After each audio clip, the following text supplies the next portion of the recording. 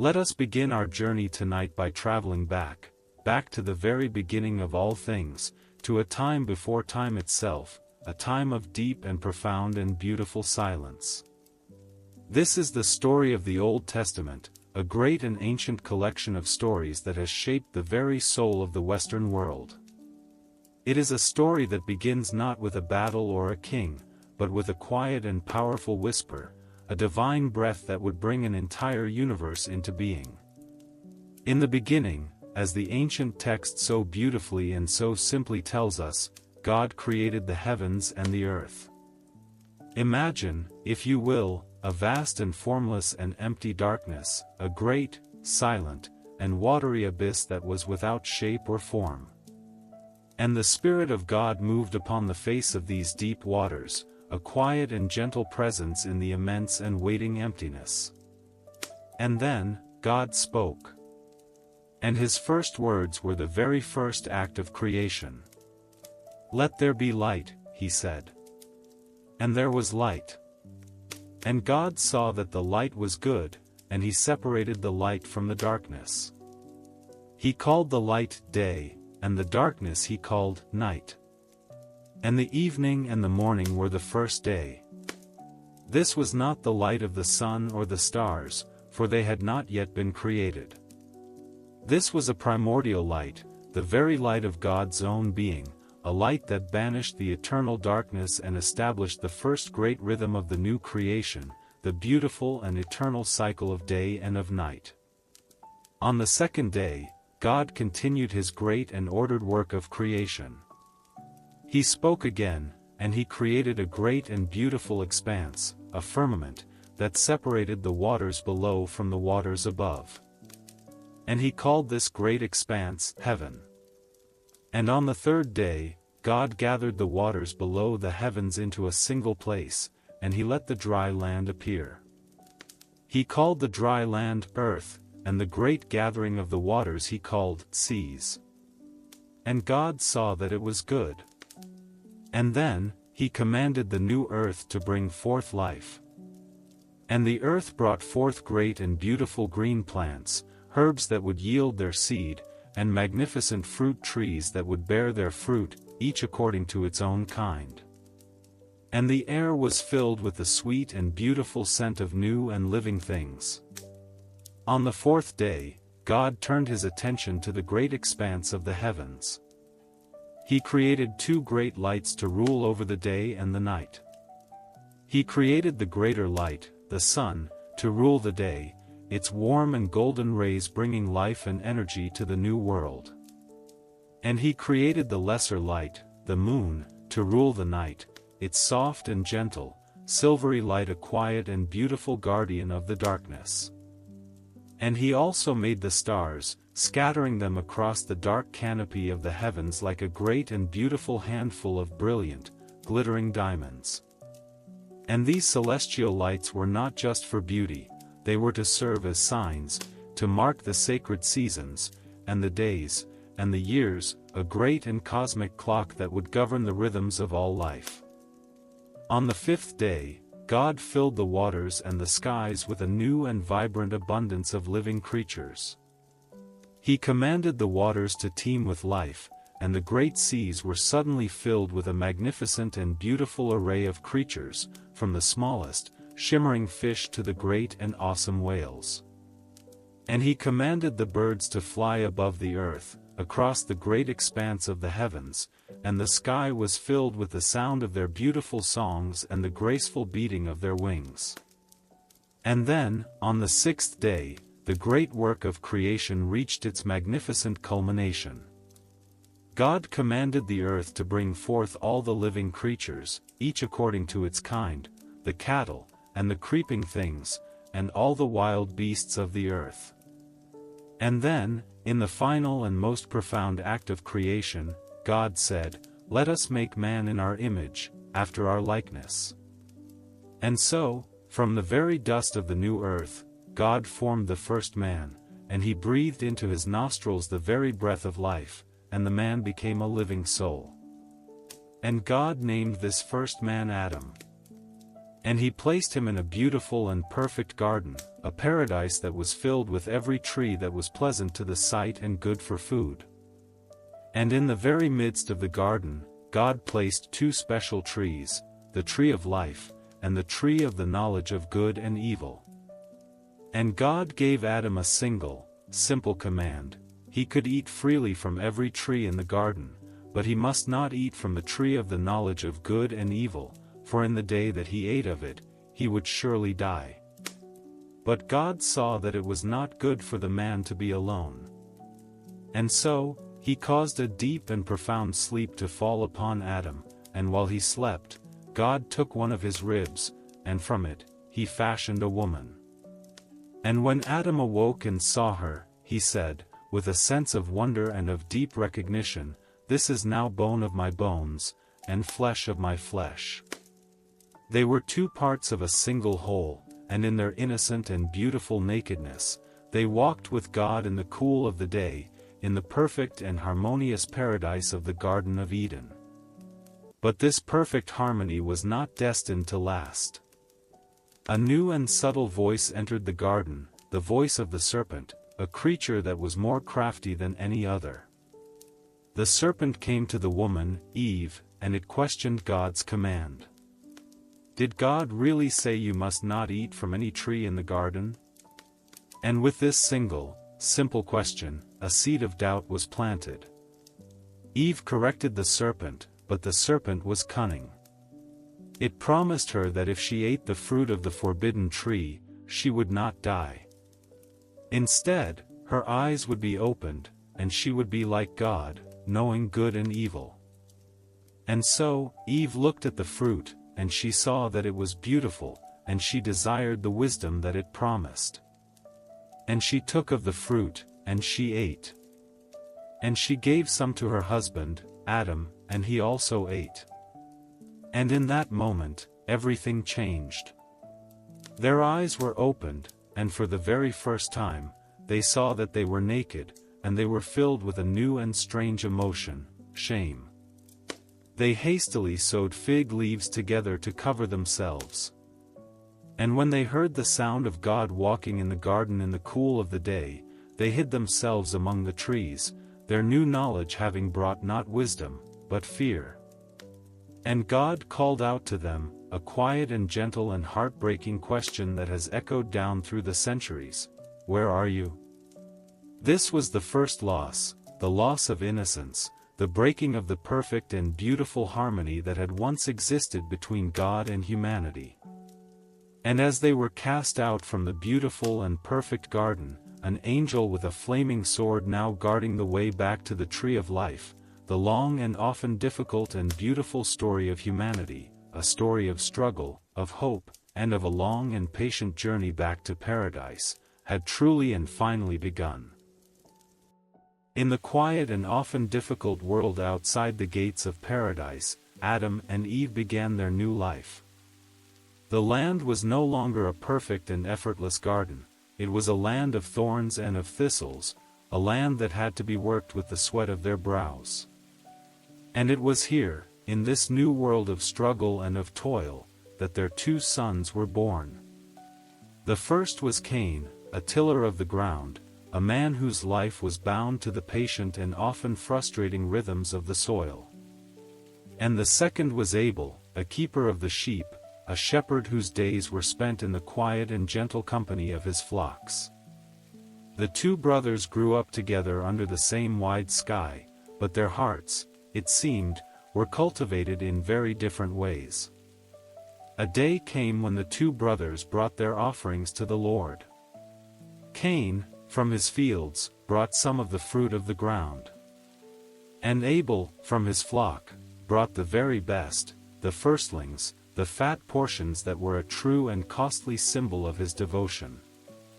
And the Lord had regard for Abel and his offering, but for Cain and his offering, he had no regard. We are not told why. Perhaps it was the quality of the offering, or perhaps it was the state of the heart that presented it. But the reason mattered less than the result.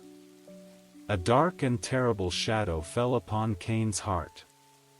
His face fell, and a hot and bitter anger began to smolder within him. And God, who saw the darkness that was gathering in Cain's soul, spoke to him with a gentle and a fatherly warning. "Why are you angry?" he asked. "And why has your face fallen? If you do well, will you not be accepted? And if you do not do well, sin is crouching at the door. Its desire is for you, but you must rule over it." It was a powerful and a compassionate plea, a call for Cain to master the darkness that was rising within him. But Cain did not listen. The seed of jealousy had taken root, and it grew into a poisonous and deadly tree. He spoke to his brother, Abel, and he said, "Let us go out to the field." And when they were in the field, away from the sight of their parents, Cain rose up against his brother, and in a terrible and tragic act of violence, he killed him. The very first human blood had now stained the new earth, a brother's blood, shed by a brother's hand. And the Lord called out to Cain, with that same, quiet, and searching question that he had once asked his parents in the garden, "Where is your brother Abel?" And Cain, his heart now hardened by his terrible deed, answered with a defiant and a chilling lie, a question that has echoed through all of human history, "I do not know. Am I my brother's keeper?" And the Lord said, "What have you done? The voice of your brother's blood is crying to me from the ground." And so, Cain was cursed. He was to become a restless wanderer on the face of the earth, forever exiled from the soil that had drunk his brother's blood, a man who would find no rest and no peace. The first great tragedy of the human family had been written, a dark and sorrowful chapter of jealousy, of anger, and of loss. And as the generations passed, the human family began to multiply and to fill the earth. But the shadow that had fallen upon Cain's heart now seemed to spread and to cover the entire world. The ancient text tells us that the wickedness of man was great in the earth, and that every intention of the thoughts of his heart was only evil continually. And the Lord saw the world that he had made, this beautiful and perfect creation that had once been so good, and his heart was filled with a deep and profound grief. The world had become a place of violence, of corruption, and of pain. And so, with a heavy and a sorrowful heart, God decided that he must wash the world clean. He would bring a great and terrible flood of waters upon the earth to destroy all flesh, a great and final baptism that would give the world a second chance, a new beginning. But even in this dark and corrupted world, there was one man who found grace in the eyes of the Lord. His name was Noah. Noah was a righteous man, blameless in his generation, a man who, amidst all the chaos and the violence that surrounded him, still walked with God. And so, God spoke to Noah, and he revealed his great and terrible plan. But he also offered him a way of salvation. God commanded Noah to build a great and massive ark, a floating sanctuary that would save him and his family from the coming deluge. The instructions were precise and detailed. The ark was to be made of gopher wood, and it was to be sealed inside and out with pitch to make it waterproof. It was to be a vessel of immense and almost unimaginable proportions, with 3 great decks, and with rooms for his family and for all the animals that he was to bring with him. And God made a covenant, a sacred promise, with Noah. He promised to save him and his family, and he commanded him to bring into the ark 2 of every kind of living creature, male and female, to keep them alive and to repopulate the new earth after the flood had passed. Imagine the scene. Noah, this quiet and righteous man, begins this great and seemingly impossible task. For years and for years, he and his 3 sons, Shem, Ham, and Japheth, worked tirelessly, cutting the great trees, shaping the heavy timbers, and sealing the massive hull with black, sticky pitch. The people around them would have watched with a mixture of scorn and of disbelief.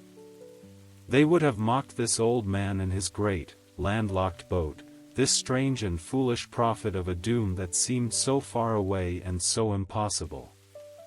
But Noah did not waver. His faith was as strong and as steady as the great wooden ribs of the ark itself. And finally, after many long years of patient and faithful labor, the great work was complete. And then, the animals came. In a great and beautiful and orderly procession, 2 by 2, they came from the forests and from the fields, from the mountains and from the plains, and they entered the great, open door of the ark. And when Noah and his family and all the living creatures were safely inside, the Lord himself, the ancient text tells us, shut the great door behind them, sealing them in, safe from the great and terrible storm that was about to be unleashed. And then, the rain began. For 40 days and for 40 nights, the heavens opened up, and the waters of the great deep burst forth. The rain fell in great and relentless sheets, and the rivers and the oceans swelled and overflowed their banks. The entire world was slowly and inexorably submerged beneath a great and churning and silent ocean of water. And the ark, this great and beautiful vessel of hope, floated safely on the face of the waters, a tiny and solitary speck of life in a world that had been returned to the dark and watery chaos of the very beginning.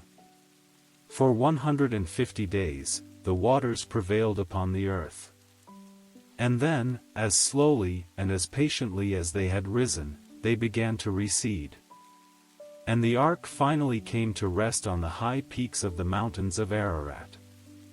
And after many more weeks of waiting, Noah sent out a raven, and then a dove, to see if the dry land had yet appeared.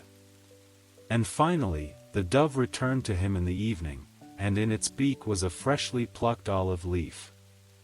It was a sign, a beautiful and powerful symbol that the waters had receded, that life had returned to the earth, and that a new and clean world was waiting for them.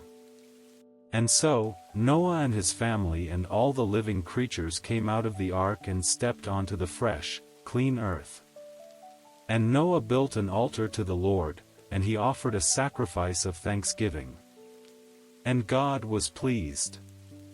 And he made a new and an everlasting covenant, not just with Noah, but with all of living creation. He promised that he would never again destroy the earth with a flood of waters. And as a sign of this beautiful and eternal promise, he set his bow in the clouds. The rainbow, that beautiful and transient bridge of color and of light, would forever be a quiet and a powerful reminder of God's faithfulness, of his mercy, and of the eternal promise of a new beginning. But the story of humanity's pride and of its ambition was not yet over. As Noah's descendants began to multiply and to spread across the new earth, they came to a great and fertile plain in the land of Shinar. And here, united by a single language and a common purpose, they decided to build a great city, and a great tower, a tower whose top would reach into the very heavens themselves. This was the Tower of Babel. It was an act of immense and collective hubris, an attempt to make a great name for themselves and to avoid being scattered across the face of the earth, a direct and defiant challenge to God's command to fill the earth. And the Lord looked down at the great city and the great tower that the children of man had built. And he saw their pride. And so, in a quiet and a gentle act of divine intervention, he confused their language, so that they could no longer understand one another's speech. And so, their great and ambitious project came to a halt. And from that place, the Lord scattered them abroad over the face of all the earth. The age of a single, unified humanity was over. And the stage was now set for the next great chapter in the human story, a story that would now focus not on all of humanity, but on a single man, and a single family, a family that would be chosen by God to carry the great and beautiful and often difficult burden of his divine and sacred promise.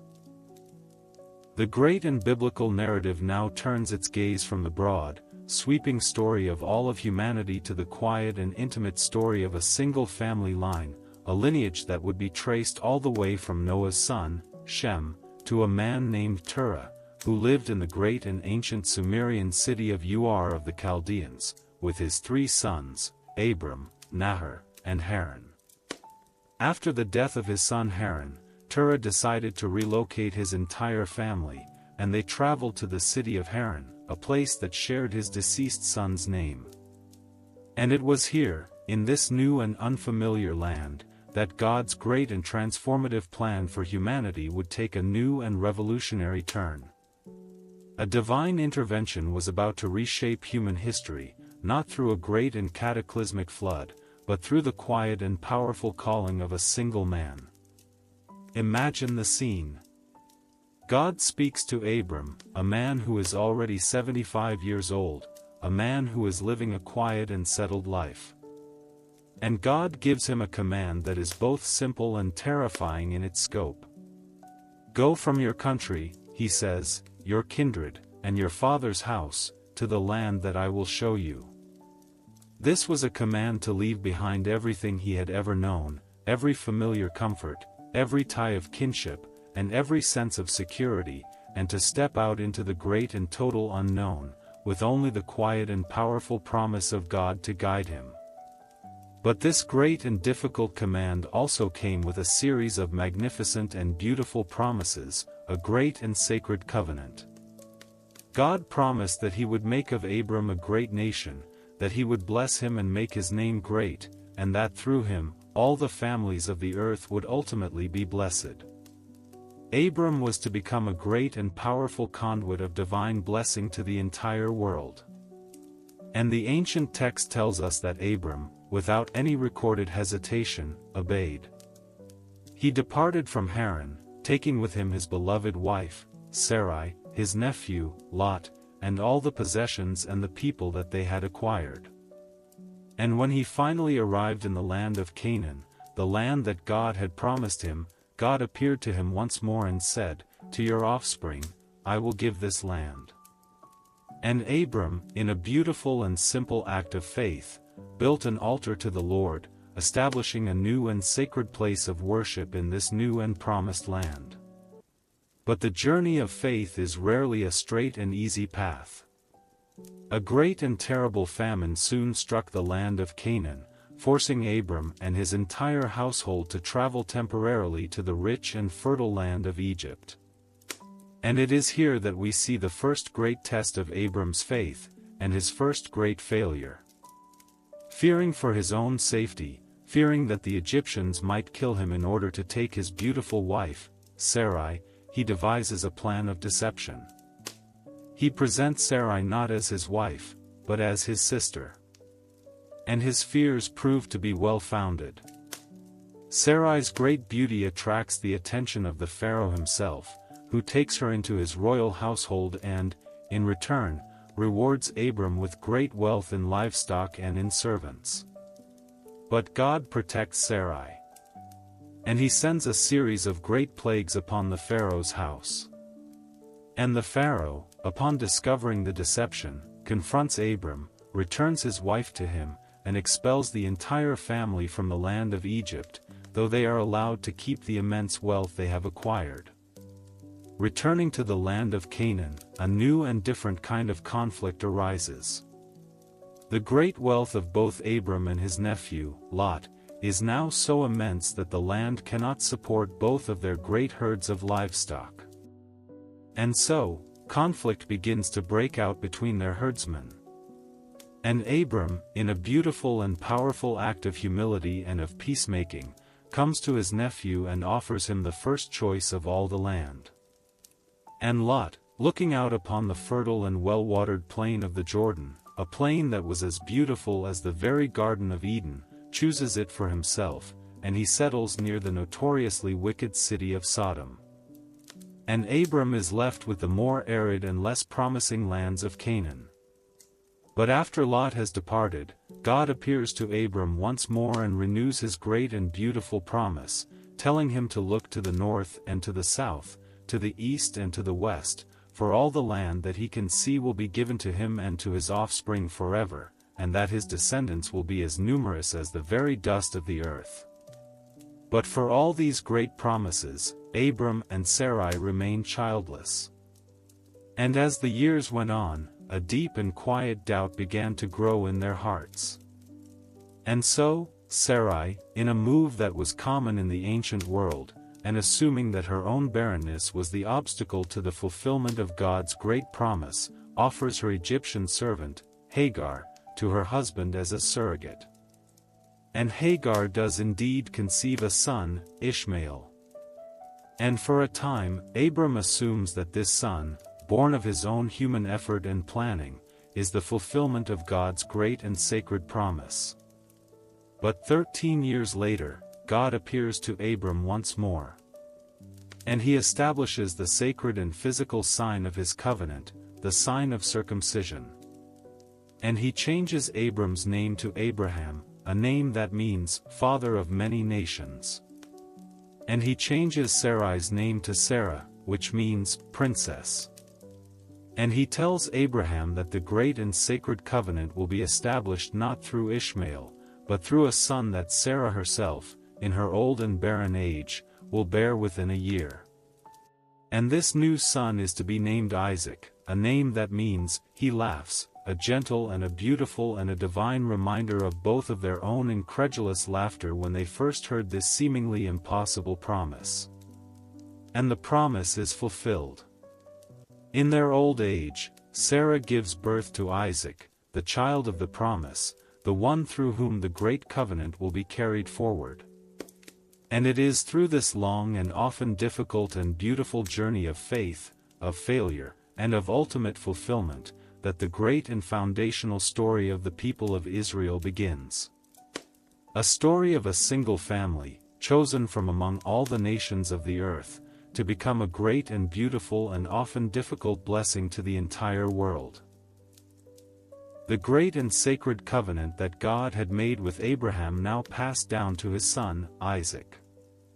And Isaac and his beloved wife, Rebekah, after 20 long years of their own barrenness, were also blessed by God with twin sons. But even before they were born, a great and prophetic struggle had begun within Rebekah's womb. And the Lord spoke to her, revealing a divine and mysterious plan.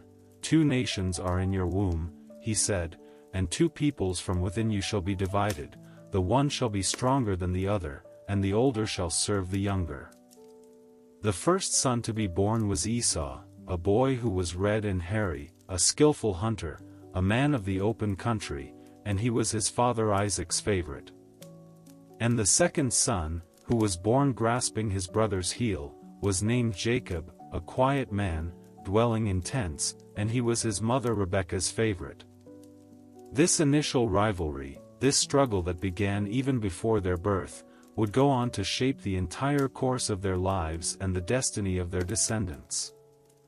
The first great turning point in their story came on a quiet and ordinary day. Esau, returning famished from the hunt, saw that his brother Jacob had made a pot of savory red lentil stew. And in a moment of impulsive and short-sighted hunger, he begged his brother for a bowl. Jacob, whose name itself meant supplanter, saw his opportunity. And he said to his brother, "Sell me your birthright now." The birthright, in the ancient world, was a thing of immense and sacred value. It was the right of the firstborn son to inherit a double portion of his father's wealth and, more importantly, to become the spiritual head of the family.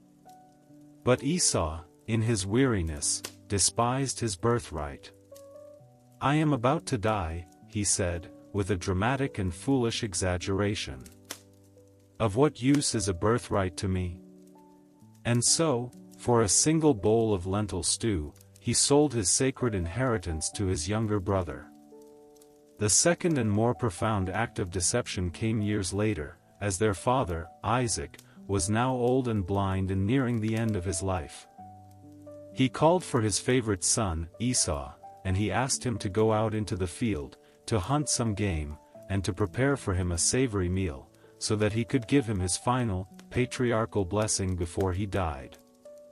But Rebekah, who had overheard this, devised a clever and a cunning plan to secure the great blessing for her own favorite son, Jacob.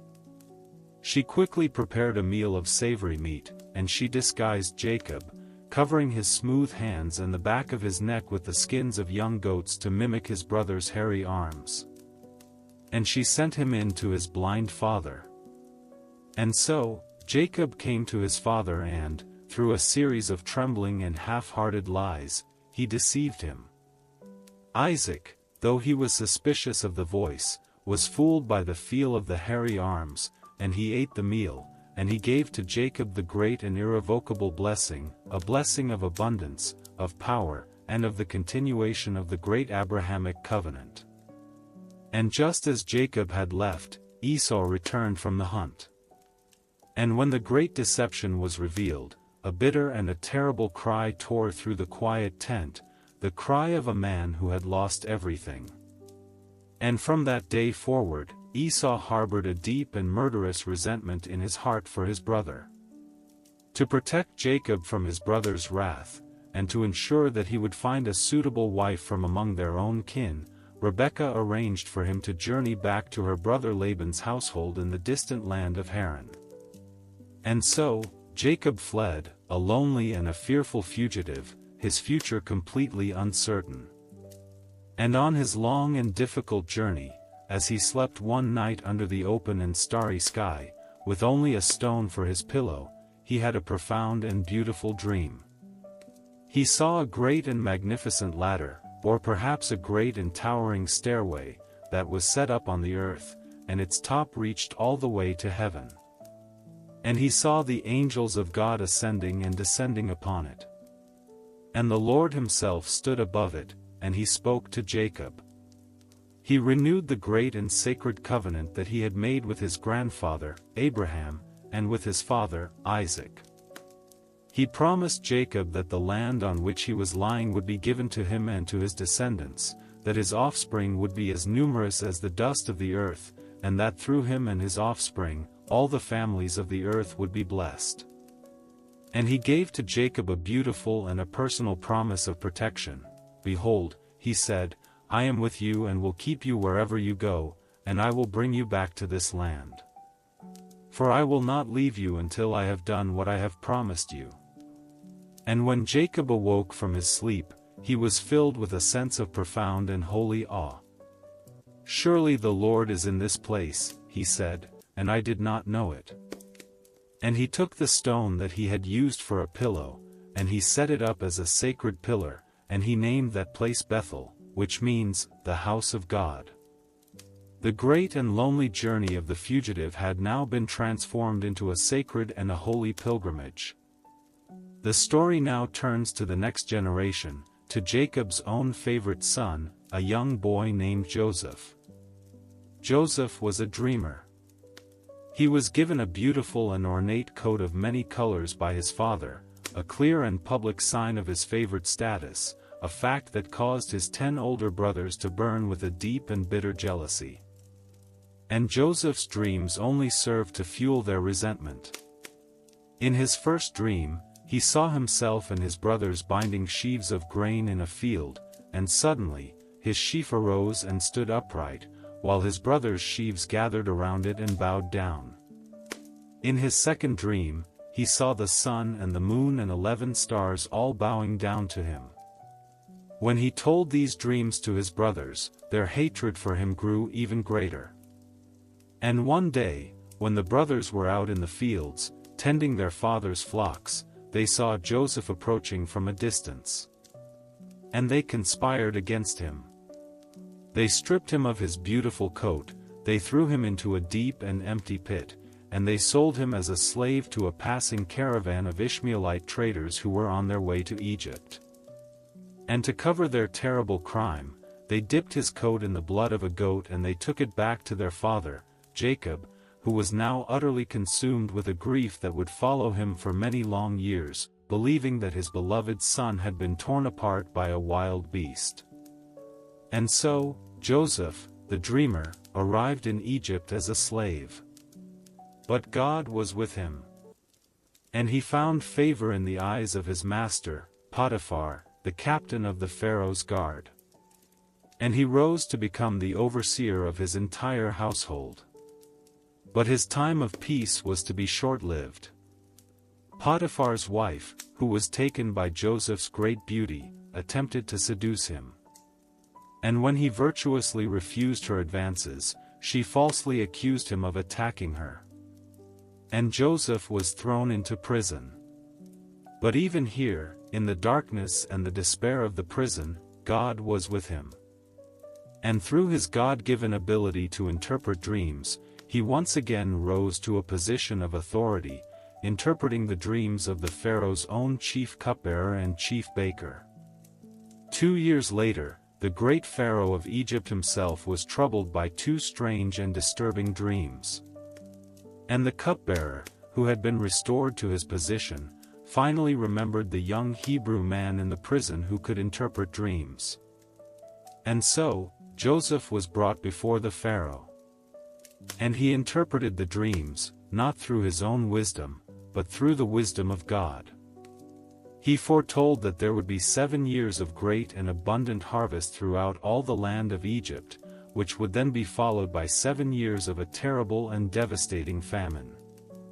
And he advised the Pharaoh to appoint a wise and discerning man to oversee the collection and the storage of grain during the years of plenty, to save the nation from the years of want that were to come.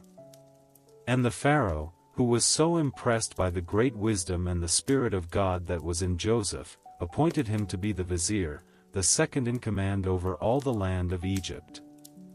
And so, Joseph, the boy who had been sold into slavery by his own brothers, the man who had been unjustly imprisoned, had now, through the strange and beautiful and often mysterious providence of God, risen to become the most powerful man in the entire world, save for the Pharaoh himself. The stage was now set for a great and dramatic reunion, a story of forgiveness, of reconciliation, and of the incredible and beautiful way that God can take the greatest of human evils and can weave them into a great and beautiful tapestry of divine and redemptive grace. For many long and peaceful generations, the children of Israel lived and prospered in the land of Egypt. They were fruitful, and they multiplied exceedingly, their numbers growing until the land was filled with them. But the memory of Joseph, the great vizier who had saved Egypt, began to fade. And a new Pharaoh arose over Egypt, a king who did not know Joseph. And as he looked out upon the growing and prosperous Hebrew people who were living in his land, his heart was filled not with gratitude, but with fear. He saw their great numbers, and he saw them as a potential threat, a people who, in a time of war, might join with Egypt's enemies and fight against them. And so, he decided to deal with them shrewdly. The age of peace and of prosperity was over.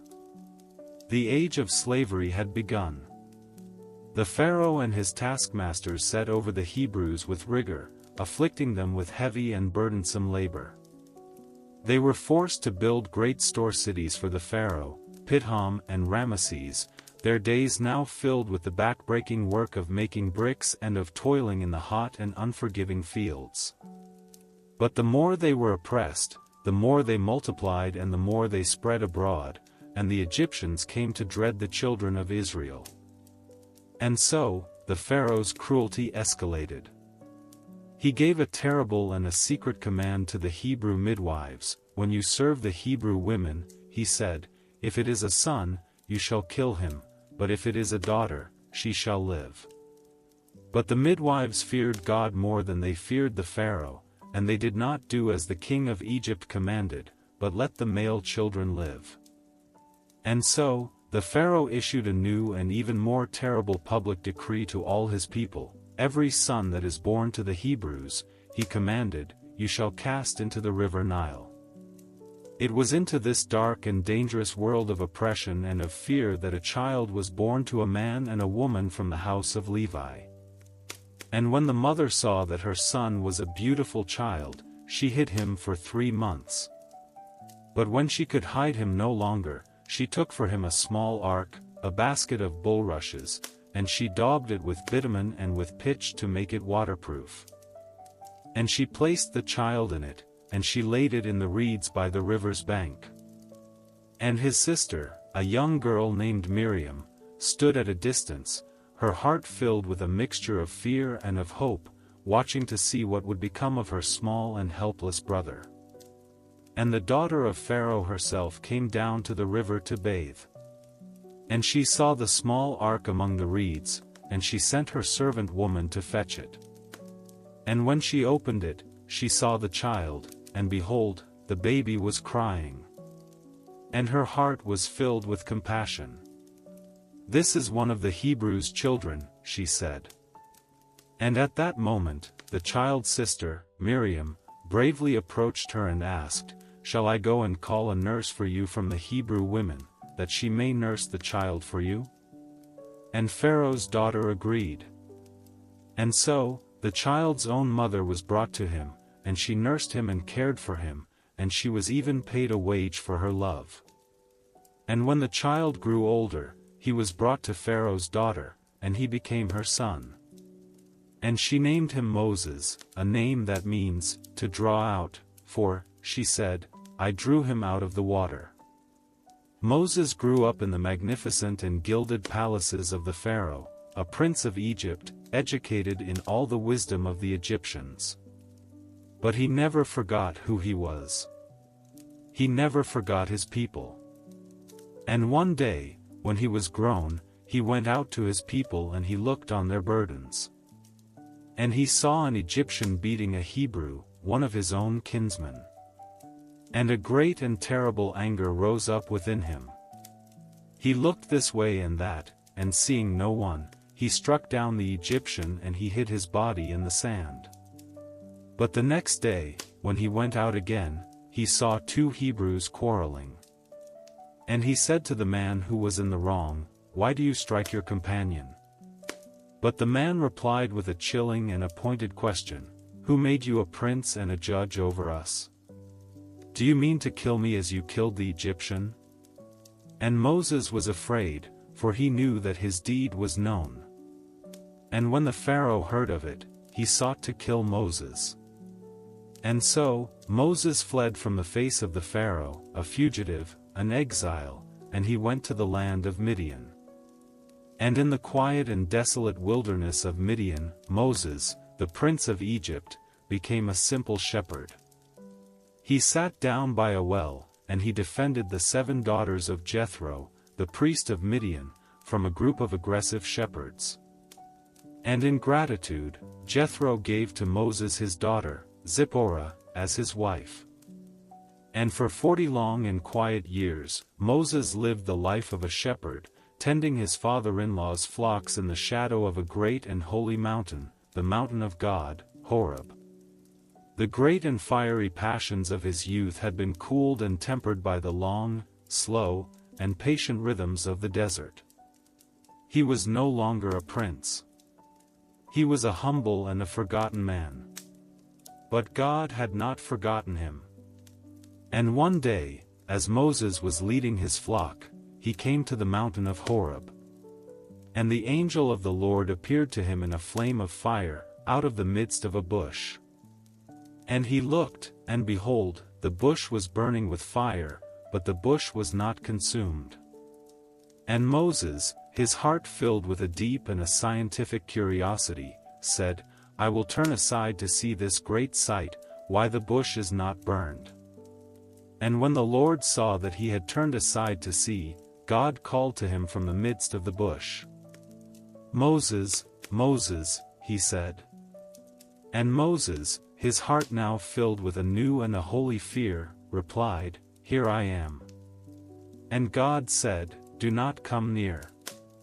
Take your sandals off your feet, for the place on which you are standing is holy ground. And he said, I am the God of your father, the God of Abraham, the God of Isaac, and the God of Jacob. And Moses hid his face, for he was afraid to look at God. And then, God spoke the words that would change Moses' life, and the life of his people, forever. He said that he had seen the affliction of his people in Egypt, that he had heard their cry, and that he had come down to deliver them from the hand of the Egyptians and to bring them up out of that land to a good and a broad land, a land that was flowing with milk and with honey. And he said to Moses, "Come, I will send you to Pharaoh, that you may bring my people, the children of Israel, out of Egypt."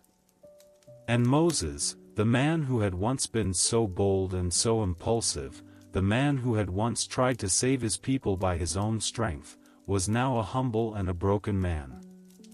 And he was filled with doubt. "Who am I," he asked, "that I should go to Pharaoh, and that I should bring the children of Israel out of Egypt?" He was no longer a prince. He was a simple shepherd, a man who was wanted for murder. But God gave him a beautiful and a simple promise of his own presence. "But I will be with you," he said.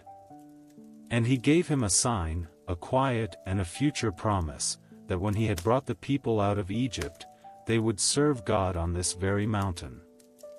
The burning bush was more than just a miracle, it was a profound and a holy calling. It was the moment when a humble and a reluctant shepherd was transformed into the great and chosen liberator of his people, a man who would go on to speak with God face to face, as a man speaks to his friend. Moses, his heart now filled with a new and holy and terrifying purpose, returned to the land of Egypt.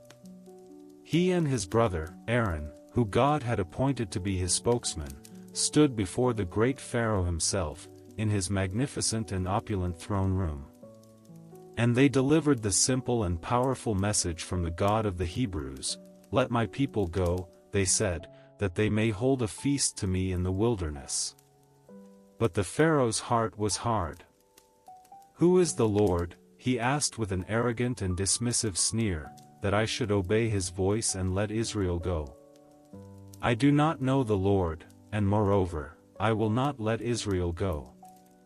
And instead of granting their request, he intensified the Hebrews' labor, commanding that they must now gather their own straw while still maintaining their impossible daily quotas of bricks. The people's suffering grew even greater, and they turned their anger on Moses and on Aaron. But God reassured Moses, telling him that he would now see what he would do to Pharaoh, for by a strong hand, he would be compelled to let them go. The great and epic contest of wills was about to begin. The first of the great plagues was a terrifying and a beautiful and a deeply symbolic one. Aaron struck the water of the great Nile River with his staff, and in an instant, the entire river, the very lifeblood of all of Egypt, turned to blood. The fish in the river died, the water became foul and undrinkable, and a great and terrible stench rose up from the land. But the Pharaoh's own magicians were able to replicate this wonder with their secret arts, and the Pharaoh's heart remained hard. 7 days later, the second plague began. A great and teeming multitude of frogs came up from the river and covered the entire land of Egypt. They were everywhere, in the palaces, in the bedrooms, in the very ovens and kneading bowls of the Egyptian people. And this time, when the Pharaoh begged for relief, Moses prayed, and the frogs died, and the land was filled with the terrible smell of their decay. But once again, when the respite came, the Pharaoh hardened his heart. And so, the plagues continued, each one more terrible than the last, each one a direct and powerful assault on the great and powerful gods of the Egyptian pantheon. The third plague was a plague of gnats, or lice, that arose from the very dust of the earth, a plague so pervasive that the Pharaoh's own magicians were unable to replicate it, and they declared to the Pharaoh, "This is the finger of God." But still, his heart remained hard. The fourth plague was a great and terrible swarm of flies, a swarm so thick that it darkened the land. But a distinction was now made. The land of Goshen, where the children of Israel lived, was spared, a clear and powerful sign that God was distinguishing between his own people and the Egyptians. And so it continued. A terrible and deadly pestilence struck the livestock of the Egyptians, but not a single animal of the Israelites died. A plague of painful boils afflicted the Egyptian people, a plague so severe that the Pharaoh's own magicians could not even stand before Moses. A great and terrible hailstorm, a storm of hail and of fire mingled together, rained down from the heavens, destroying the crops and every man and beast that was left out in the open fields, but in the land of Goshen, there was no hail. A great and devouring swarm of locusts came and ate every green thing that the hail had left behind. And finally, a great and oppressive darkness, a darkness so thick that it could be felt, fell upon all the land of Egypt for 3 long days, but in the homes of the children of Israel, there was light. After each of these great and terrible plagues, the Pharaoh would, in his desperation, seem to relent, promising to let the people go. But as soon as the plague was lifted, his pride would return, and he would harden his heart once more. And so, the time came for the 10th and the final, and the most terrible, plague of all. God announced to Moses that at midnight, he would pass through the land of Egypt, and every firstborn son, from the firstborn of the Pharaoh who sat on his throne to the firstborn of the humble female servant who was behind the mill, and all the firstborn of the livestock, would die. But he provided a way of salvation for his own people. This was the institution of the Passover. Each Hebrew household was to take a lamb, a perfect and unblemished lamb, and they were to sacrifice it, and they were to take its blood and to paint it on the 2 doorposts and on the lintel of their houses. And they were to roast the lamb and to eat it in haste, with unleavened bread and with bitter herbs, their loins girded, their sandals on their feet, and their staff in their hand, ready for a great and a sudden journey. For on that night, when the Lord passed through the land to strike down the Egyptians, he would see the blood on the doorposts, and he would pass over that house, and the destroyer would not be permitted to enter. And so it was. At midnight, a great and terrible cry arose throughout all the land of Egypt, for there was not a house where someone was not dead. And the Pharaoh, his own firstborn son now dead, finally and completely broke. He summoned Moses and Aaron in the middle of the night, and he commanded them to leave, to take their people, their flocks, and their herds, and to go. And the Egyptian people themselves urged the Hebrews to leave quickly, pressing upon them great gifts of silver and of gold and of clothing, so eager were they to be rid of them. And so, after 430 years of sojourning and of slavery, the great multitude of the children of Israel, some 600,000 men on foot, besides women and children, marched out of the land of Egypt, a new and a free people. But their journey to freedom was not yet over. God led them not by the direct coastal route to the Promised Land, but southward, towards the Red Sea, a pillar of cloud guiding them by day and a pillar of fire by night. And when the Pharaoh heard that the people had fled, his heart, once again, was hardened. And he made his great army ready, and he took 600 of his best chariots, and he pursued the children of Israel, trapping them against the shores of the great sea. And when the people of Israel saw the great Egyptian army approaching, they were terrified, and they cried out to Moses, "Was it because there were no graves in Egypt that you have taken us away to die in the wilderness?" But Moses said to the people, "Fear not. Stand firm, and see the salvation of the Lord, which he will work for you today. The Lord will fight for you, and you have only to be still." And God commanded Moses to lift up his staff and to stretch out his hand over the sea and to divide it. And Moses stretched out his hand over the sea, and the Lord drove the sea back by a strong east wind all night, and he made the sea dry land, and the waters were divided. And the people of Israel went into the midst of the sea on dry ground, the waters being a great and towering wall to them on their right hand and on their left. And the Egyptians pursued them, all of Pharaoh's horses and his chariots and his horsemen, into the midst of the sea. And in the morning watch, the Lord looked down on the Egyptian army and threw them into a panic, clogging their chariot wheels so that they drove heavily.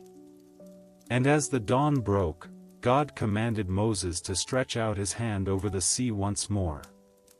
And the waters returned to their normal flow, and they covered the chariots and the horsemen and all the host of Pharaoh. Not a single one of them remained. The great and final deliverance was complete. And so, the children of Israel, now truly and finally free, made their way into the great and terrible wilderness. And after 3 months of journeying, they came to the foot of a great and holy mountain, Mount Sinai.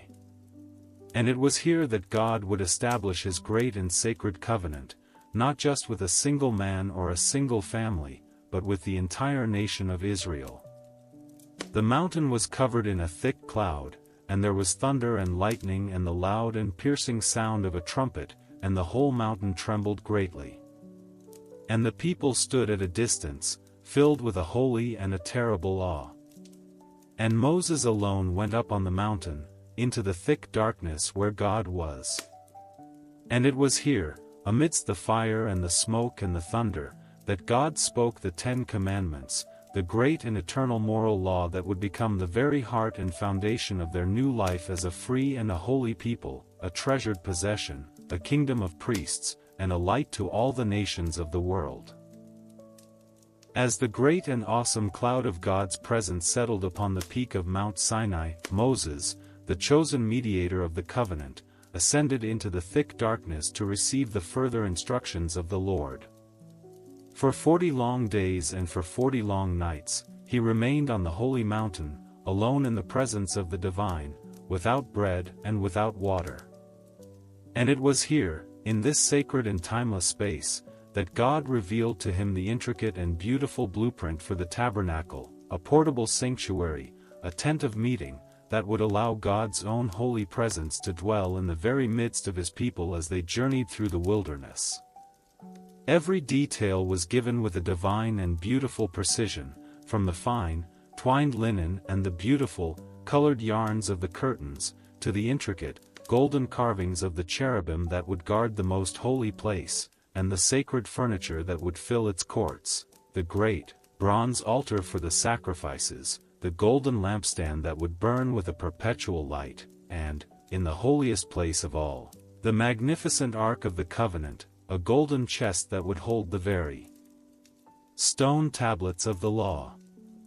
This tabernacle was to be a beautiful and tangible symbol of God's desire to be with his people, a portable Eden, a place where heaven and earth could meet.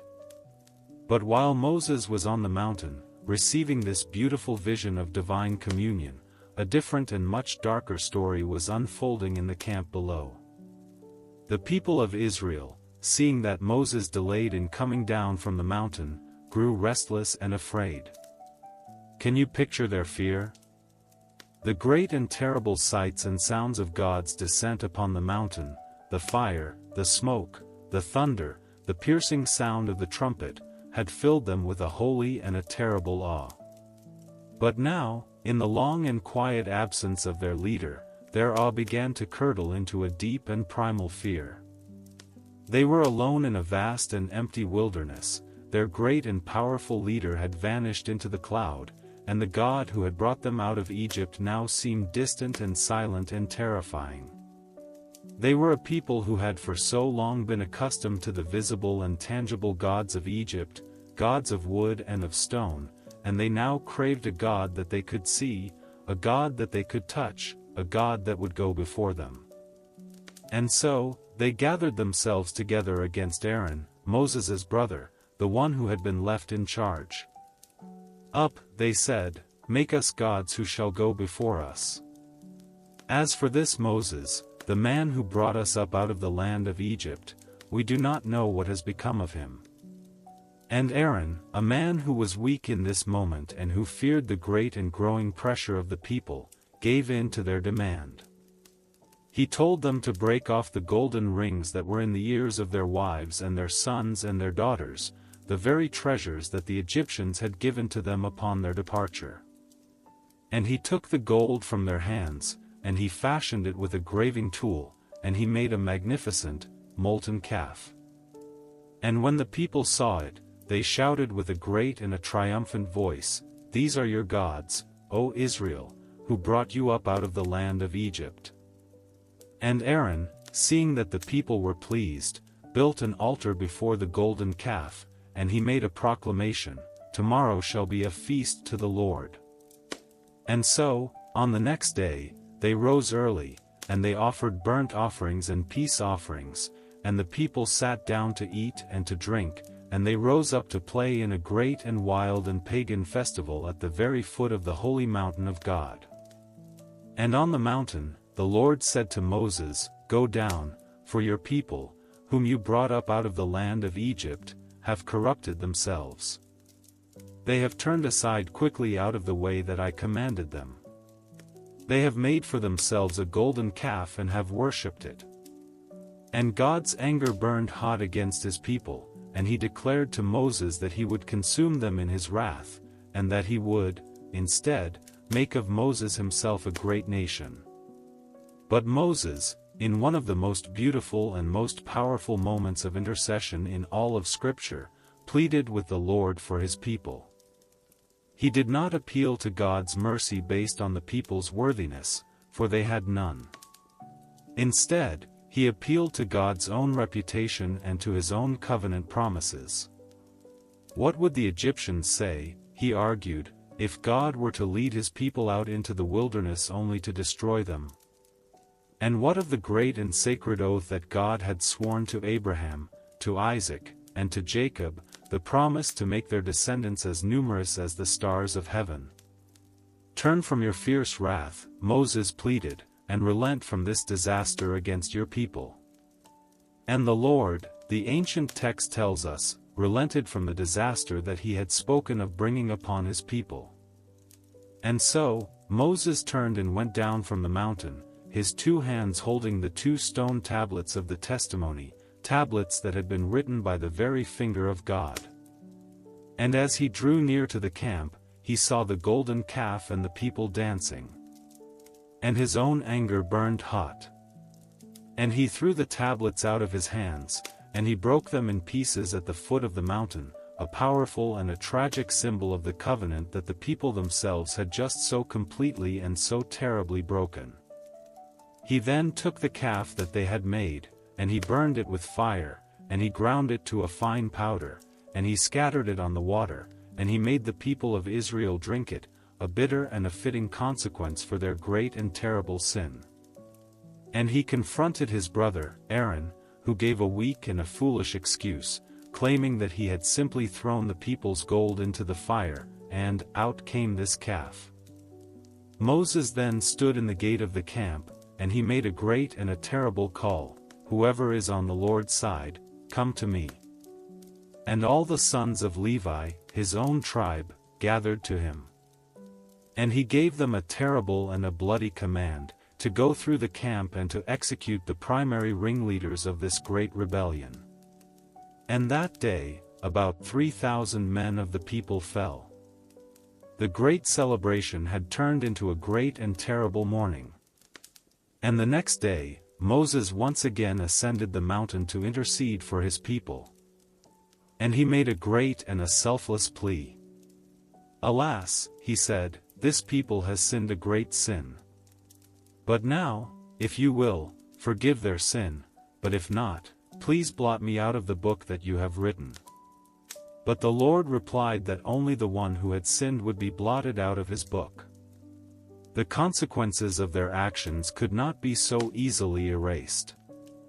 And so, a new and a difficult chapter began in their long journey. God commanded them to continue on toward the promised land, but he declared that his own holy presence would not go up in their midst, lest his righteous anger consume them on the way. And when the people heard these disastrous words, they mourned, and they stripped themselves of their ornaments. But Moses, in his deep and intimate friendship with God, continued to plead for his people. And he would pitch a simple tent, the tent of meeting, far outside the camp. And it was here that the Lord would descend in a pillar of cloud and would speak with Moses, face to face, as a man speaks to his friend. And it was here that Moses, in his final and most powerful act of intercession, begged for God to restore his presence to his people, for he knew that it was God's presence alone that distinguished them from all the other peoples on the face of the earth. And God, in his great and beautiful mercy, finally relented. "My presence will go with you," he said, "and I will give you rest." And so, God commanded Moses to cut 2 new stone tablets, like the first ones, and he once again inscribed upon them the words of the covenant, the 10 Commandments. And he revealed his own glorious and merciful name to Moses, proclaiming himself to be, the Lord, a God merciful and gracious, slow to anger, and abounding in steadfast love and faithfulness. And when Moses came down from the mountain this time, his own face was shining with a radiant and an otherworldly light, a reflection of the divine glory he had witnessed, a light so bright that he had to cover his face with a veil. And now, Moses gathered the people together, and he gave to them the great and joyful commission to build the tabernacle, the sacred dwelling place for the God who had, in his immense grace, chosen to once again dwell in their midst. And the people's hearts were stirred, and they responded with an incredible and an overwhelming generosity. They brought their gold, their silver, and their bronze. They brought their fine, colored yarns and their beautiful, acacia wood. They brought their precious stones and their sacred anointing oil. They gave so willingly and so abundantly that Moses finally had to command them to stop. And under the divine inspiration and the skillful hands of the master craftsmen, Bezalel and Oholiab, the great and beautiful tabernacle was constructed, every detail exactly as God had commanded.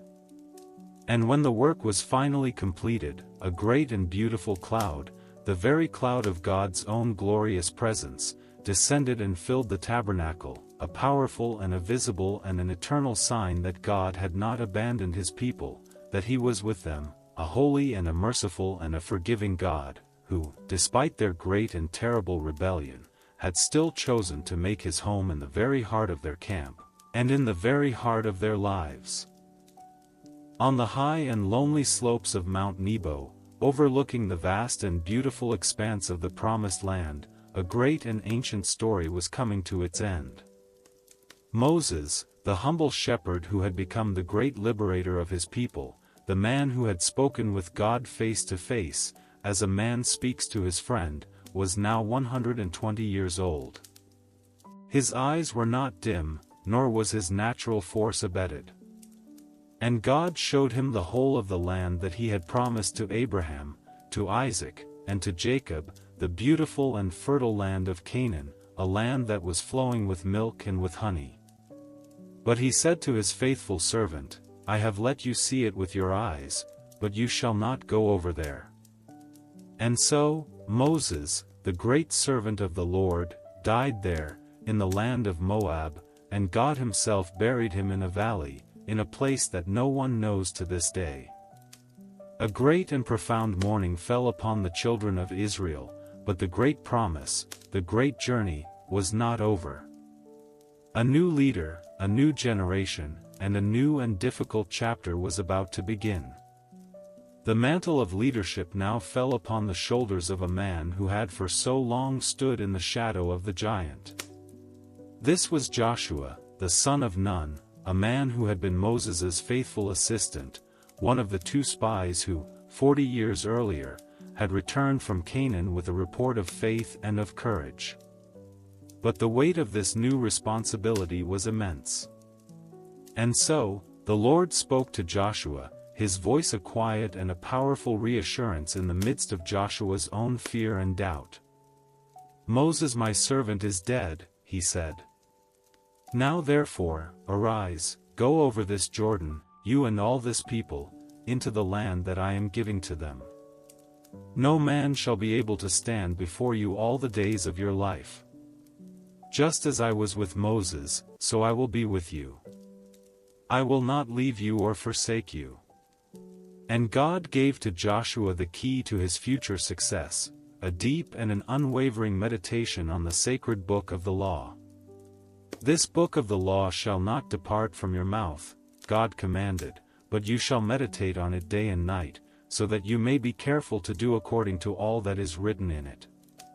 For then you will make your way prosperous, and then you will have good success. And so, Joshua, his heart now filled with a new and a divine courage, began to prepare his people for the great conquest. His first act was to send 2 spies secretly into the land, to the great and heavily fortified city of Jericho, the first great obstacle that stood in their path. The 2 spies entered the city, and they came to the house of a woman, a prostitute, whose name was Rahab, and they lodged there. But the king of Jericho was soon told of their presence, and he sent his own men to capture them. But Rahab, in a great and an unexpected act of faith, took the 2 men and she hid them on her roof, under the stalks of flax that she had laid out to dry. And she misdirected the king's men, sending them on a futile chase into the countryside. And that night, she came to the 2 spies on the roof, and she spoke to them with a voice that was filled with both fear and with a profound and a surprising faith. "I know," she said, "that the Lord has given you the land, and that the fear of you has fallen upon us. For we have heard how the Lord dried up the water of the Red Sea before you when you came out of Egypt, and as soon as we heard it, our hearts melted, and there was no spirit left in any man because of you, for the Lord your God, He is God in the heavens above and on the earth beneath." And she made the 2 spies swear an oath to her, that when they came to take the city, they would spare her and her entire family. And the spies agreed. They told her to hang a single, scarlet cord from her window, a sign that would mark her house as a place of sanctuary. And so, Rahab let them down by a rope through the window, for her house was built into the city wall, and they escaped back to Joshua with a new and an encouraging report. "Truly," they said, "the Lord has given all the land into our hands. And not only so, but all the inhabitants of the country are faint-hearted because of us." The time had now come for the great crossing. The people of Israel moved to the very banks of the Jordan River, which at that time of year, during the harvest, was overflowing all its banks. And Joshua gave to the people a sacred and a beautiful command. The priests, who were carrying the magnificent and holy Ark of the Covenant, were to go first. And as soon as the soles of their feet touched the waters of the Jordan, a great and beautiful miracle occurred, an echo of the great parting of the Red Sea that their fathers had witnessed 40 years before. The waters of the river that were flowing down from above stood and rose up in a single heap, very far away, at the city of Adam. And the waters that were flowing down toward the sea were completely cut off. And the priests stood firm on dry ground in the very midst of the Jordan, as the entire nation of Israel passed over on dry ground. And Joshua commanded that 1 man from each of the 12 tribes should take a stone from the middle of the river, from the very place where the priests' feet had stood, and they were to carry them to their first campsite in the new land, at a place called Gilgal, to be a memorial, a sign to all the future generations of the great and miraculous way that God had brought His people into the promised land. And now, the great and fortified city of Jericho lay before them. But the battle for Jericho would be won not with the sword or with the spear, but with a strange and a beautiful and a deeply symbolic act of ritual obedience. For 6 days, the army of Israel, led by the priests who were carrying the Ark of the Covenant and blowing on their trumpets of ram's horns, marched in a great and a silent procession around the city, once each day. And on the 7th day, they marched around the city 7 times.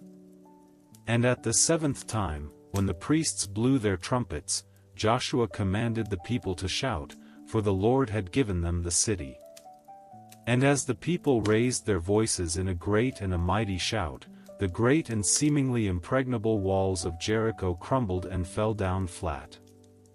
And the army of Israel went up into the city, every man straight before him, and they captured it. And in accordance with God's command, they utterly destroyed everything in the city, saving only the brave and faithful Rahab and her entire family. But in the midst of this great and miraculous victory, a single act of disobedience would bring a new and a terrible trouble upon the people. A man named Achan, from the tribe of Judah, had secretly taken some of the devoted things from the plunder of Jericho, a beautiful Babylonian garment, some silver, and a bar of gold, and he had hidden them in his tent.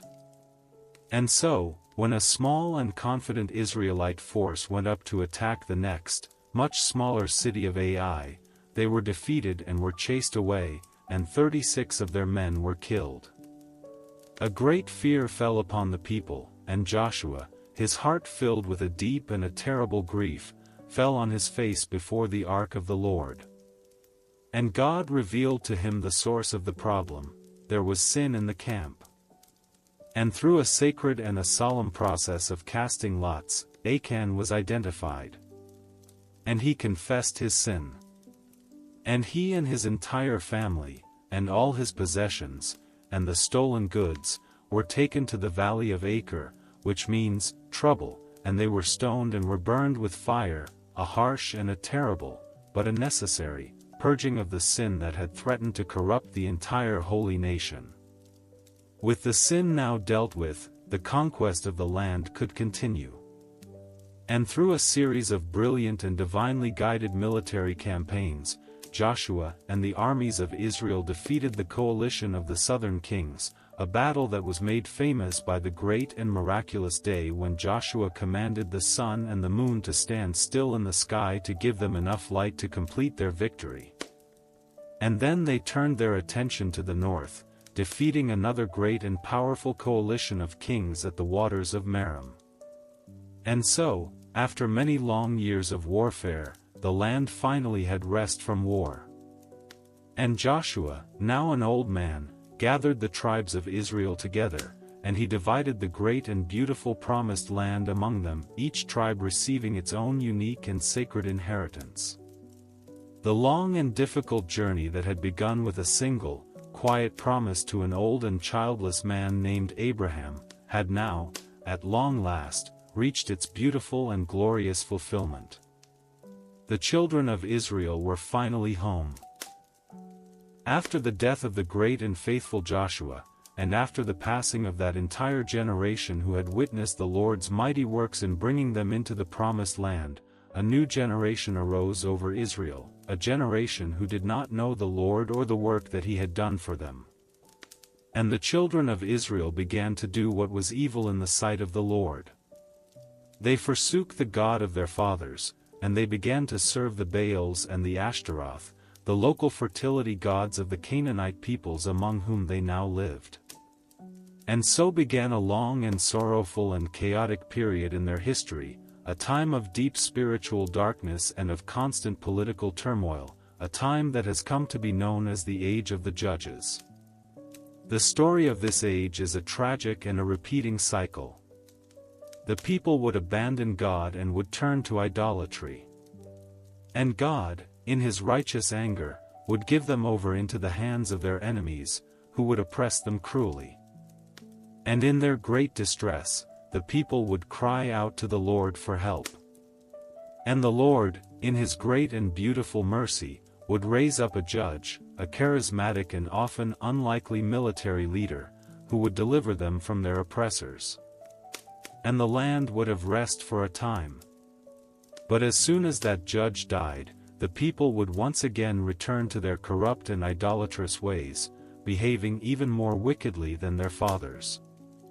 This was a long and difficult and downward spiral, a time when, as the ancient text so powerfully and so poignantly tells us, there was no king in Israel. Everyone did what was right in his own eyes. The first of these great cycles of deliverance centers around a remarkable and a powerful woman, a prophetess named Deborah. At that time, the people of Israel were being cruelly oppressed by Jabin, the king of Canaan, and by his mighty and fearsome military commander, Sisera, who who commanded a great and terrifying force of 900 iron chariots.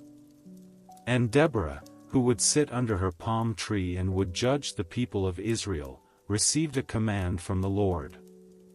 She summoned a man named Barak, and she gave to him the divine command to gather an army of 10,000 men and to go to Mount Tabor, for the Lord would draw out Sisera and his great army and would give them into his hand. But Barak was afraid. And he said to her, "If you will go with me, I will go, but if you will not go with me, I will not go." And Deborah, with a quiet and a firm resolve, agreed to go with him, but she prophesied that the glory of this great victory would not be his, for the Lord would sell Sisera into the hand of a woman. And so it was. As Sisera and his great and terrifying force of iron chariots gathered in the valley below, Barak and his 10,000 men charged down from the slopes of Mount Tabor. And the Lord threw Sisera and his entire army into a panic. A great and sudden rainstorm, it seems, turned the Kishon River into a raging torrent, and the heavy, iron chariots became hopelessly mired in the mud. And the army of Israel was victorious. But Sisera himself abandoned his chariot and he fled on foot. And he came to the tent of a woman named Jael, for there was peace between his king and the household of her husband. And Jael, with a cunning and a deadly hospitality, invited him in. She gave him a drink of milk, and she covered him with a rug as he lay down to sleep in his exhaustion. And then, as the great and mighty commander of the Canaanite army slept, this quiet and courageous woman took a simple tent peg and a hammer, and with a terrible and a final blow, she drove the peg through his temple and into the ground. And so, the great and prophetic word of Deborah was fulfilled. But the story of the judges is not always one of such clear and heroic victory. The next great deliverer, Gideon, was a man who was full of fear and of doubt. The people of Israel were now being oppressed by the Midianites, who would sweep into the land like a great swarm of locusts at harvest time, destroying their crops and their livestock. And Gideon was secretly threshing wheat in a winepress to hide it from the Midianites, when the angel of the Lord appeared to him and said, "The Lord is with you, O mighty man of valor." But Gideon's heart was filled with doubt. "If the Lord is with us," he asked, "why then has all this happened to us? And where are all his wonderful deeds that our fathers told us about?" And the Lord commissioned him to save Israel from the hand of Midian. But Gideon, who was from the weakest clan in his tribe, and was the least in his father's house, asked for a sign. And then he asked for another. He famously placed a fleece of wool on the ground, asking first that the fleece be wet with dew while the ground around it was dry, and then, that the ground be wet while the fleece itself remained dry. And God, in his great and beautiful patience, granted him his signs. And Gideon gathered a great army of 32,000 men. But the Lord said to him, "The people with you are too many for me to give the Midianites into their hand, lest Israel boast over me, saying, 'My own hand has saved me.'" And so, God commanded Gideon to reduce his army. First, all those who were fearful were sent home, and 22,000 men departed. And then, from the 10,000 who remained, God chose only the 300 men who, when they came to the water, lapped it from their hands like a dog, a sign of their watchfulness and their readiness. And with this tiny and seemingly insignificant force of just 300 men, Gideon was to face the vast and innumerable army of the Midianites. And that night, he and his men surrounded the Midianite camp.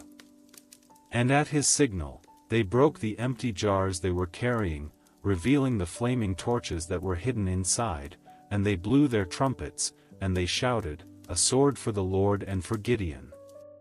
And in the darkness and the confusion, the great Midianite army was thrown into a panic, and they began to fight and to kill one another, and they fled in a great and a total rout.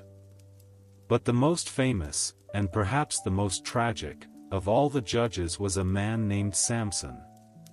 His birth was a miraculous one, announced to his barren mother by an angel. He was to be a Nazirite from birth, a man who was dedicated to God, and as a sign of his vow, no razor was ever to touch his head. And the Spirit of the Lord was upon him, and he was granted a great and a superhuman strength. His life was a series of great and often reckless and impulsive feats of power, a constant and a personal war against Israel's great and powerful enemies, the Philistines. He tore a lion apart with his bare hands.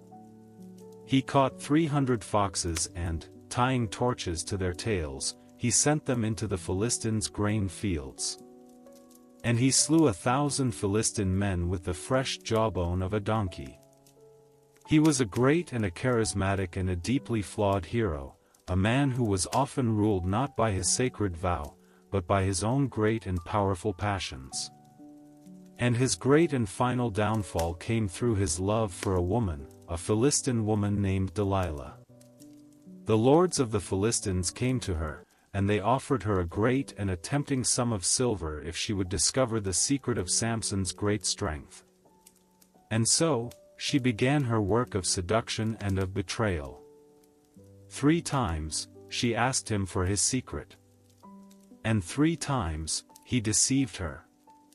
But finally, worn down by her constant and tearful pleading, he told her the truth. He told her of his Nazirite vow, and that his great strength lay in his long and uncut hair. And so, as he slept upon her lap, she called for a man to come and to shave off the 7 locks of his head.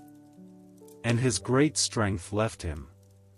And the Philistines seized him, they gouged out his eyes, and they brought him down to Gaza, where they bound him in bronze shackles and forced him to grind grain in the prison.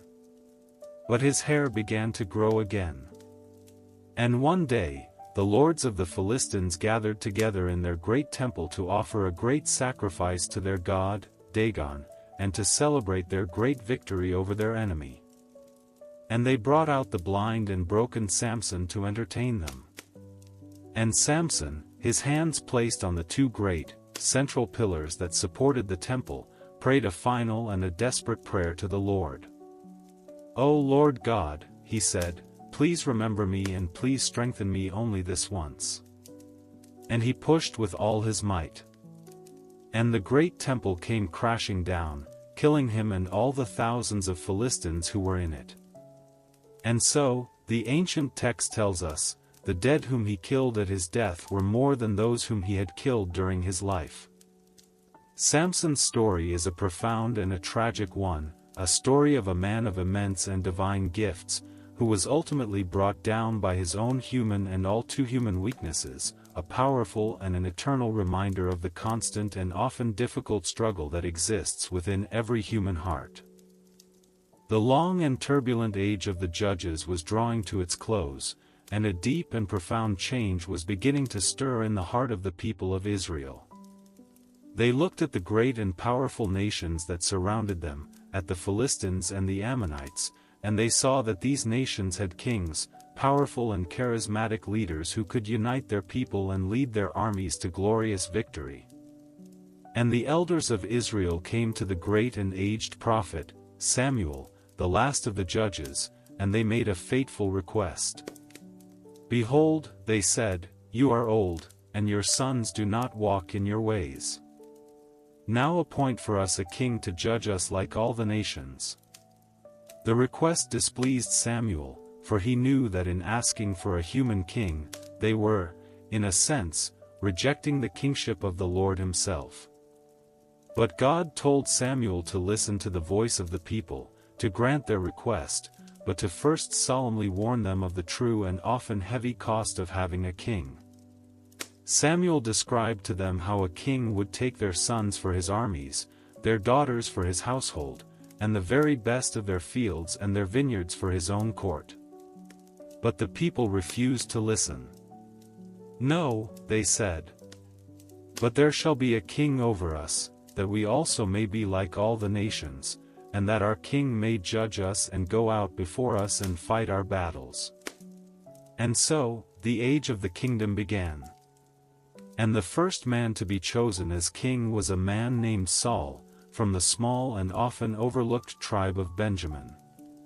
He was a man who was taller and more handsome than any of the people, a man who, on the surface, looked every bit the part of a great and powerful king. And in his early days, he was a successful and a popular ruler. He united the tribes of Israel and he led them to a series of great and decisive victories against their enemies, particularly the Ammonites. But Saul's heart was not entirely devoted to the Lord. He was a man who was plagued by a deep and a gnawing insecurity, by a foolish impulsiveness, and by a growing and dangerous jealousy. And in a moment of impatient disobedience, before a great battle with the Philistines, he offered a sacrifice himself, a sacred act that only the prophet Samuel was permitted to perform. And for this act of disobedience, Samuel delivered a terrible and a prophetic judgment. "You have done foolishly," he said. "You have not kept the command of the Lord your God. Now your kingdom shall not continue." And later, after another great victory over the Amalekites, Saul again disobeyed a direct command from God, sparing the enemy king and the very best of the livestock, which he had been commanded to utterly destroy. And Samuel once again confronted him, speaking some of the most famous and most powerful words in all of Scripture: "Has the Lord as great delight in burnt offerings and sacrifices, as in obeying the voice of the Lord? Behold, to obey is better than sacrifice. Because you have rejected the word of the Lord, he has also rejected you from being king." And the Spirit of the Lord departed from Saul, and a distressing and a harmful spirit began to torment him. The time had now come for God to choose a new king, a man after his own heart. And he sent the prophet Samuel to the small and quiet town of Bethlehem, to the house of a man named Jesse, to anoint one of his sons as the future king. Jesse presented his 7 older sons to Samuel, all of them tall and strong and impressive men. But the Lord rejected them all. "For the Lord sees not as man sees," he said to Samuel. "Man looks on the outward appearance, but the Lord looks on the heart." And so, Jesse sent for his youngest son, who was out in the fields, keeping the sheep. This was David, a young and handsome boy, with a ruddy complexion and beautiful eyes. And the Lord said to Samuel, "Arise, anoint him, for this is he." And Samuel took the horn of oil and he anointed him in the midst of his brothers. And the Spirit of the Lord rushed upon David from that day forward. David's rise to fame was a dramatic and a legendary one. He was first brought to Saul's court as a skillful musician, his beautiful playing on the lyre the only thing that could soothe the king's tormented spirit. And then came his famous and heroic confrontation with the great Philistine giant, Goliath. Can you picture the scene?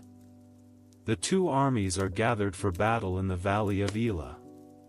And every day, the great and terrifying giant, who is over 9 feet tall and is clad in magnificent bronze armor, comes out and he taunts the armies of Israel.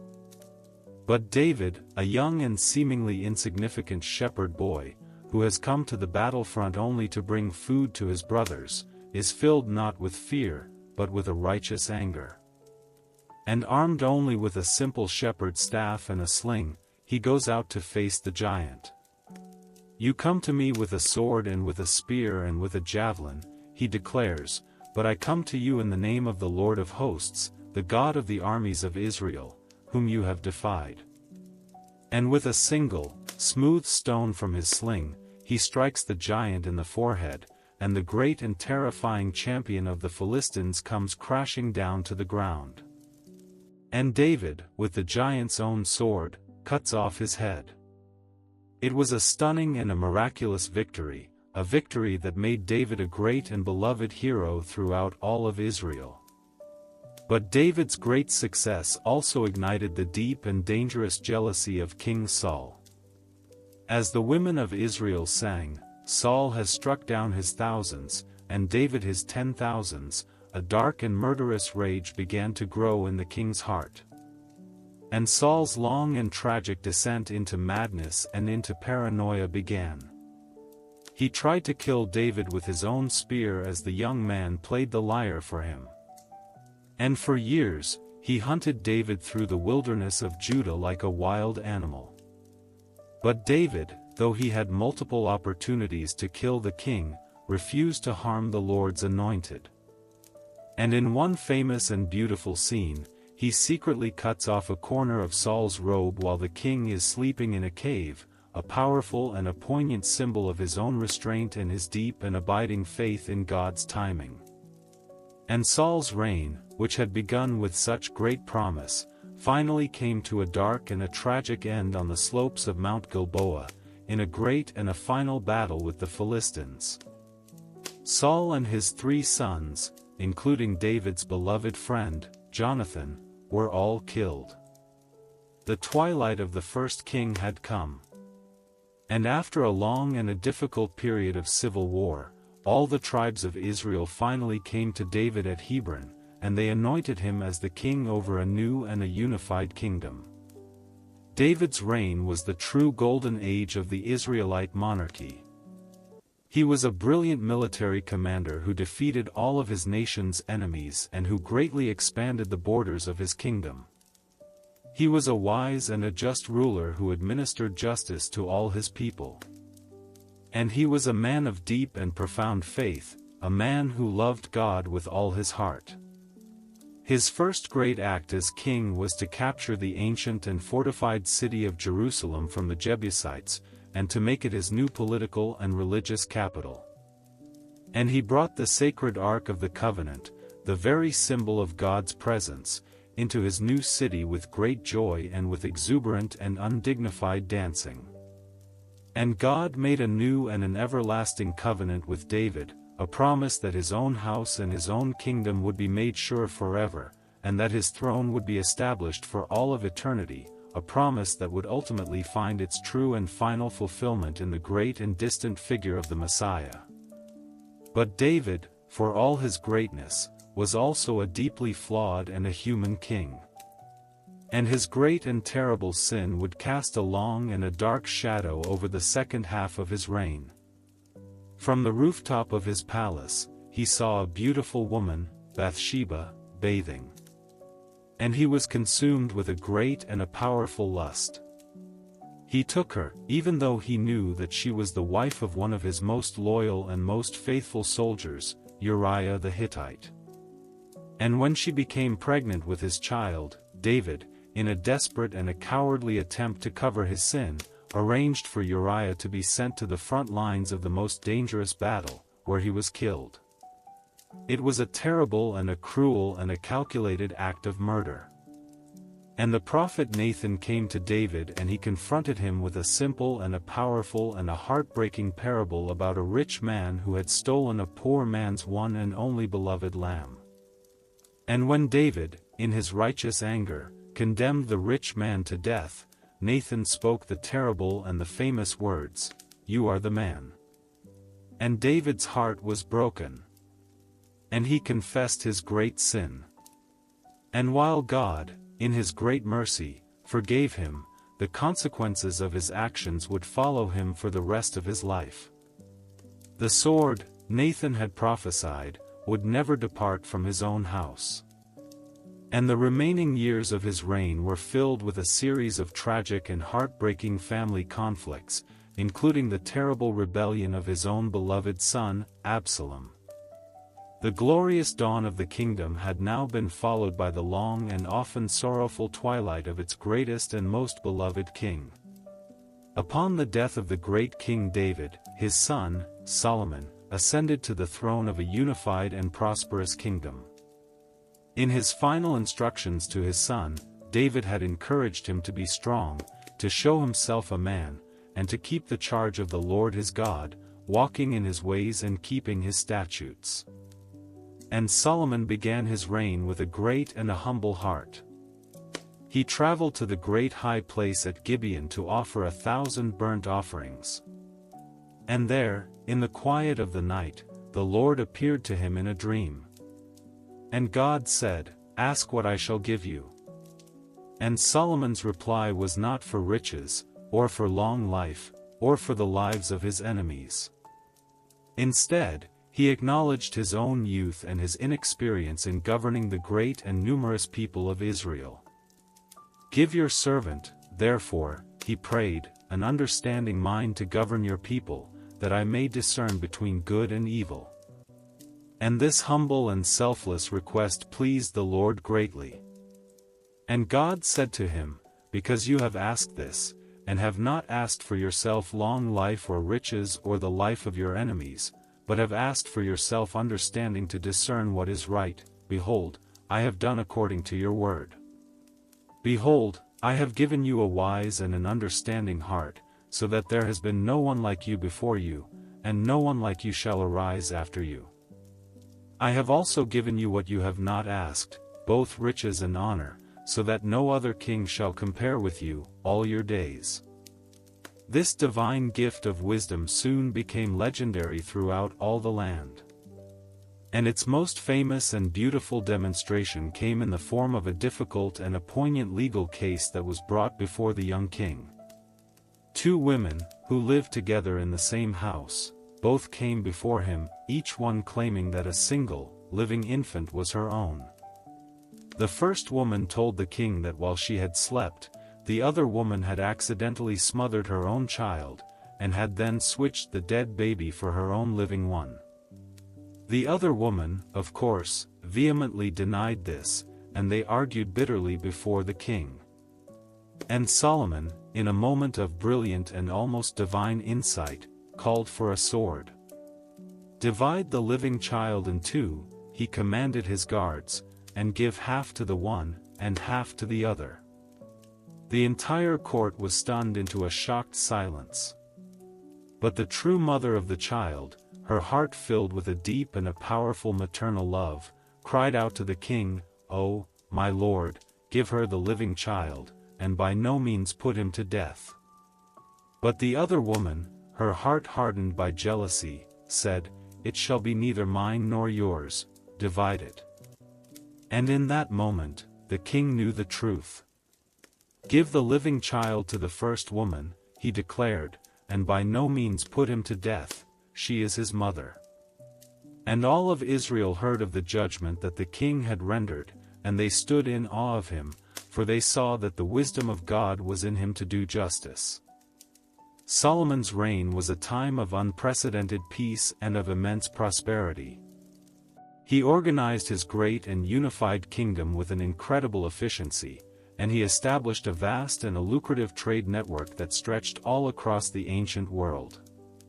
His great merchant fleet, which he built in partnership with the Phoenician king, Hiram of Tyre, sailed to the distant and exotic land of Ophir, bringing back immense quantities of gold, of precious stones, and of fragrant sandalwood.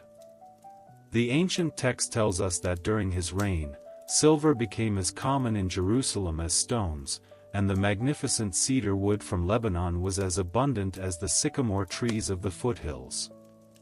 And with this great and immense new wealth, Solomon began his most famous and most ambitious project, the construction of a great and a permanent temple for the Lord in Jerusalem, a house for the God who had for so long dwelt in a simple tent.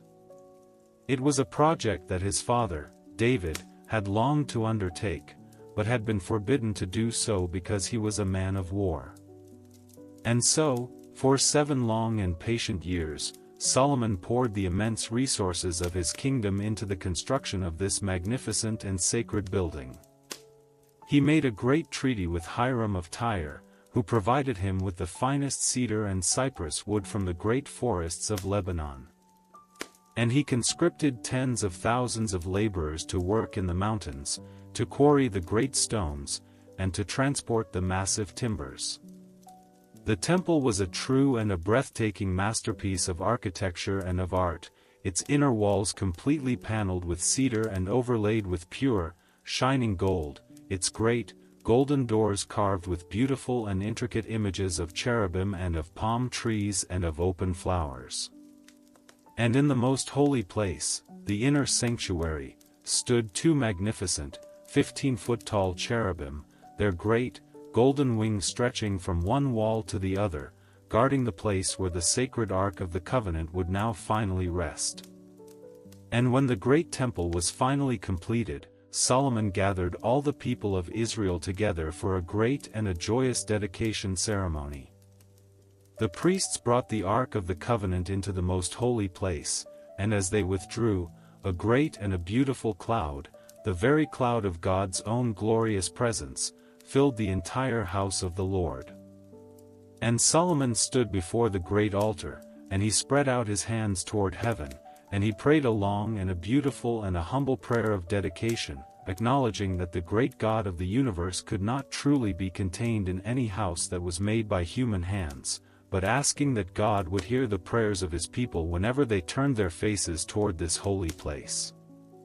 And as he finished his prayer, fire came down from heaven and consumed the great burnt offerings, and the glory of the Lord filled the temple.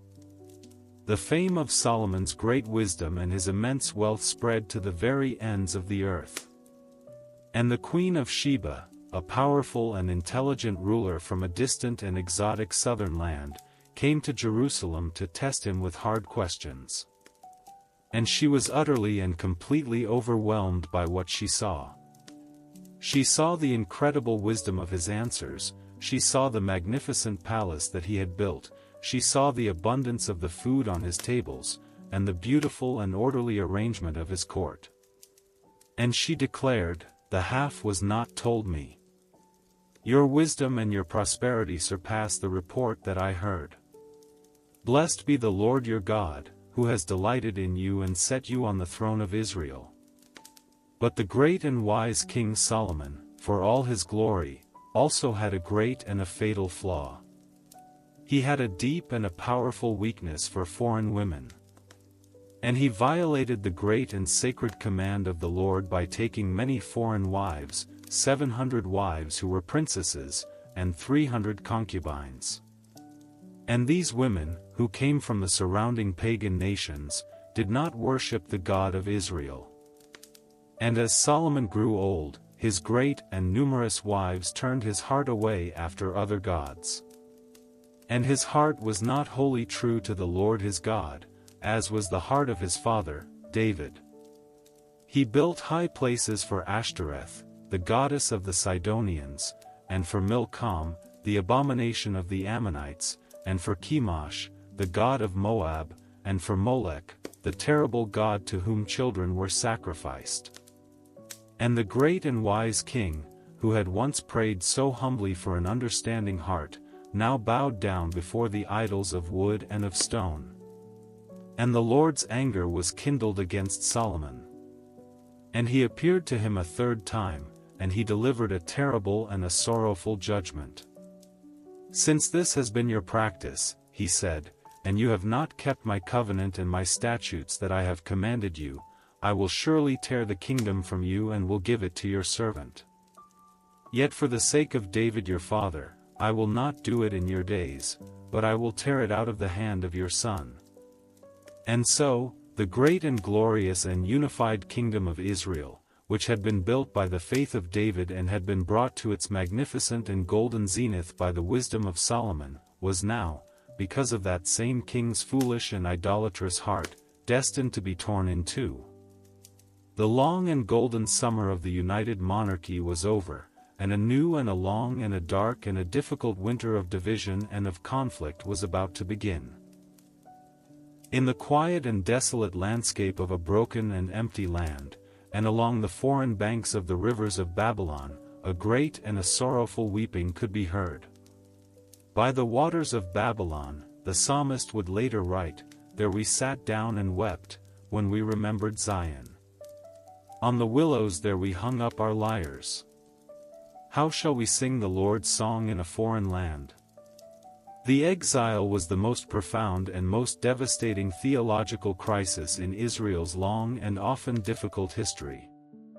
The three great pillars of their faith, the Promised Land, the Davidic kingship, and the sacred temple, the very place where God's own glorious presence had dwelt, had all been shattered. It seemed as though God himself had abandoned his people, that his great and sacred covenant had been broken forever. But even in this time of immense and overwhelming darkness, God did not leave his people without a voice. A new generation of prophets arose, men who were called to speak a word of comfort, of challenge, and of a new and an unshakable hope to a broken and a despairing people. These were the great prophets of the exile, men like Jeremiah, who had witnessed the destruction of Jerusalem with his own eyes, and Ezekiel, who spoke his powerful visions from among the exiles in Babylon. And it was their difficult and sacred task to help the people understand the meaning of their great catastrophe. Their message was a twofold one. First, they spoke a hard and a necessary word of judgment. They reminded the people that their exile was not a sign of God's weakness, but of his righteous and just judgment upon their long and stubborn history of sin, of idolatry, and of social injustice. It was a judgment that had been foretold by Moses and by all the prophets who had come before them. But the prophet's message was not just one of judgment, it was, above all, a message of a profound and an enduring hope. They proclaimed that the exile was not a final and an absolute rejection, but a form of divine and loving discipline, a great and terrible fire that was designed to purify and to restore God's people, not to destroy them. And they began to speak of a future restoration, a new and a glorious return to their land, a return that would be even more magnificent than their first great exodus from Egypt. And it was in this context, in the very heart of their despair, that the great and beautiful messianic prophecies of the Old Testament would reach their fullest and most magnificent expression. The great prophet Isaiah, whose words would echo down through the centuries, painted a beautiful and a powerful picture of this future restoration. He spoke of a new and a glorious king who would one day arise from the fallen and seemingly dead stump of the great house of David. There shall come forth a shoot from the stump of Jesse, he prophesied, and a branch from his roots shall bear fruit. And the Spirit of the Lord shall rest upon him, the Spirit of wisdom and understanding, the Spirit of counsel and might, the Spirit of knowledge and the fear of the Lord. And this new and ideal king would not rule with the sword, but with righteousness and with justice. And his reign would usher in a new and a beautiful age of universal peace, a new Eden, a time when the wolf shall dwell with the lamb, and the leopard shall lie down with the young goat. They shall not hurt or destroy in all my holy mountain, for the earth shall be full of the knowledge of the Lord as the waters cover the sea. But Isaiah also spoke of a different, and far more mysterious, messianic figure. He spoke of a suffering servant, a quiet and a humble figure who would bring about God's great and final redemption not through power, but through his own immense and vicarious suffering. He was despised and rejected by men, Isaiah wrote, a man of sorrows, and acquainted with grief. Surely he has borne our griefs and carried our sorrows. He was pierced for our transgressions, he was crushed for our iniquities, upon him was the chastisement that brought us peace, and with his wounds we are healed. This profound and beautiful and mysterious prophecy of a suffering Savior, a Messiah who would redeem his people through his own sacrificial death, would become one of the most important and most influential texts in all of the Old Testament. The prophet Jeremiah, who had wept so bitterly over the destruction of his beloved city, also spoke a powerful and a beautiful word of hope. He proclaimed that the 70 years of their exile would one day come to an end, and that God would restore his people to their land. But he also spoke of an even greater and more profound restoration, a restoration of the heart. He prophesied the coming of a new covenant, a covenant that would be different from the one that was made at Sinai. Behold, the Lord declared through his prophet, the days are coming, when I will make a new covenant with the house of Israel and the house of Judah. I will put my law within them, and I will write it on their hearts. And I will be their God, and they shall be my people. For I will forgive their iniquity, and I will remember their sin no more. This was a beautiful and a powerful promise of a new and an internal transformation, a promise of a direct and an intimate relationship with God that was based not on external laws of stone, but on a new and a beautiful and a changed human heart. And the prophet Ezekiel, speaking to the exiles who felt that their hope was lost and their bones were dry, was given a great and a powerful vision of national and of spiritual resurrection. In his famous vision of the valley of dry bones, he saw a vast and a desolate valley that was filled with the dry and scattered bones of a great and a dead army. And the Lord commanded him to prophesy to the bones. And as he spoke the word of the Lord, a great and a rattling sound was heard, and the bones came together, bone to its bone. And sinews came upon them, and flesh, and skin. And then, God commanded him to prophesy to the breath, to the spirit, and as he did so, breath entered into the great and silent army, and they lived, and they stood on their feet, an exceedingly great host. This beautiful and powerful vision was a promise that God could and would bring his people back from the death of their exile, that he would breathe new life into their dead and scattered nation, and that he would put his own spirit within them, and they would live. And so, the great and ancient story of the Old Testament comes to its end, not with a final and a triumphant victory, but with a quiet and a powerful and a beautiful and a hopeful promise.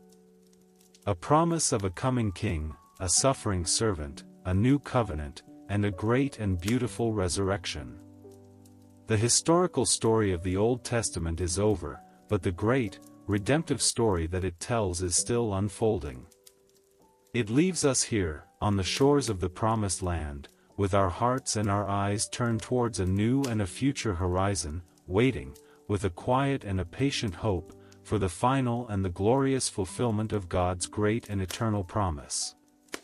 And with that final, hopeful thought, our long and epic journey through the world of the Old Testament comes to its end. From the first, quiet whisper of creation to the last, powerful and prophetic promise of a new and a better world, it has been a story of immense beauty, of profound and often difficult struggle, and of an unshakable and an enduring hope. Now, let the echoes of these ancient and powerful stories, the voices of the patriarchs, of the prophets, and of the kings, gently fade into the quiet of the night. It is time for history to rest, and it is time for you to rest as well. Good night, and have holy and peaceful dreams.